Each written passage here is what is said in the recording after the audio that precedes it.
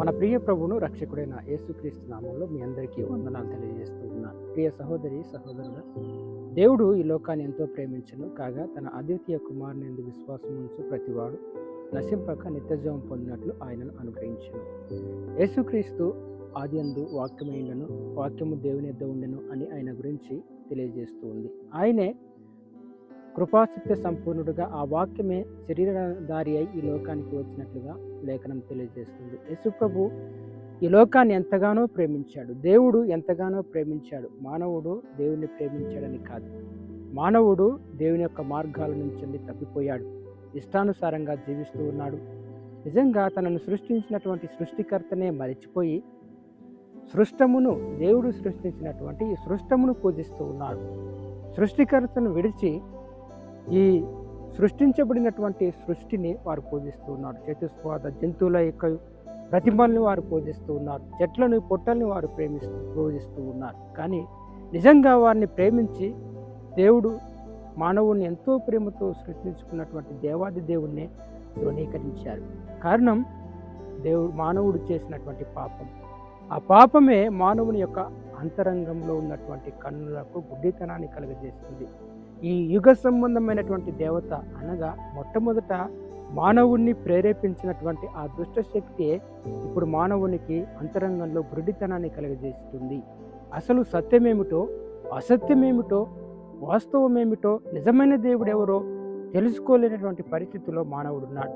నిజంగా యేసుక్రీస్తుని గురించినటువంటి సువార్త ప్రకటిస్తూ ఉంటే దేవుడు ఈ లోకాన్ని ఎంతగానో ప్రేమించాడు, ఆయన యందు విశ్వాసం ఉంచితే నిత్యజీవం అనుగ్రహించబడుతుంది, ఆయనను విశ్వసిస్తే మన యొక్క రోగాలు, సమస్యలన్నీ తీసివేయబడతాయి, ఎంతటి కష్ట సమయంలోనైనా ఆయన మనకు తోడుగా ఉంటాడని ఎన్నో విధాలుగా ఆయన యొక్క ఉపదేశకులు, ఆయన యొక్క సేవకులు ప్రకటిస్తూ ఉంటే ఈ లోకంలో తిరస్కరణకు గురి అవుతున్నారు. దేవుని విశ్వసించినటువంటి ప్రజలు దేవుని గురించి తమ యొక్క విశ్వాసాన్ని, వారు పొందుకున్నటువంటి మేలును సమాజంలో ప్రకటిస్తూ ఉంటే వారు తిరస్కరించబడుతున్నారు. ఏది ఏమైనప్పటికీ దేవుడు ఈ లోకాన్ని ఎంతగానో ప్రేమిస్తూ ఉన్నాడు. యేసు ప్రభుని నీవు ఆయనను తృణీకరించవచ్చు, ఆయనని ఇష్టం వచ్చినట్టుగా మాట్లాడవచ్చు, అయినా సరే దేవుడు నిన్ను ప్రేమిస్తూ ఉన్నాడు. నువ్వు ఎంత ఆయనకు వ్యతిరేకంగా పాపం చేసినప్పటికీ కూడా దేవుడు నిన్ను ప్రేమిస్తూ ఉన్నాడు. ఎందుకో తెలుసా?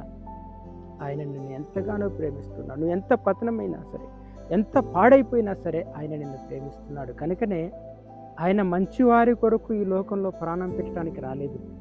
మనం పాడైపోయినటువంటి స్థితిలో, దేవునికి దూరమైనటువంటి పరిస్థితిలో ఇష్టానుసారంగా బ్రతుకుతూ తాగుడుకు, వ్యసనాలకు బానిసలమై ఆయనకు వ్యతిరేకంగా జీవిస్తూ ఉన్నప్పుడు చెడ్డవారిమై ఉన్నటువంటి మనని ప్రేమించి చెడ్డవారిమై ఉన్నటువంటి మన కొరకు ఆయన ప్రాణాన్ని పెట్టడానికి వచ్చాడు. మనమేదో మంచివారము, మనమేదో గొప్పవారము, మనమేదో నీతిమంతులమని ఆయన ప్రాణం పెట్టడానికి రాలేదు. కానీ మనం పాడైపోయినటువంటి స్థితిలో, పతనమైపోయినటువంటి స్థితిలో, నరకపు పొలిమేరల్లో నరకానికి వెళ్ళవలసినటువంటి మనల్ని ఆయన రక్షించడానికి లోకానికి వచ్చాడు. మానవులందరి కొరకు తన ప్రాణాన్ని కలవరి శిలువలో అర్పించి పరిశుద్ధ రక్తమును కార్చి, ఆ పరిశుద్ధ రక్తమే మానవుని యొక్క పాపానికి ప్రాయశ్చిత్తంగా ఆయన ఆ కలవరి శిలువలో కార్చాడు. కాబట్టి ప్రియ సహోదరి సహోదరుడా, దేవుడు ఈ లోకాన్ని ఎంతగానో ప్రేమిస్తున్నాడు. ఇదివరకు నువ్వు యేసు ప్రభువును వ్యతిరేకించి ఉండవచ్చు, యేసు ప్రభువును తృణీకరించవచ్చు, యేసు ప్రభువుని ఎన్నో విధాలుగా, నానా విధాలుగా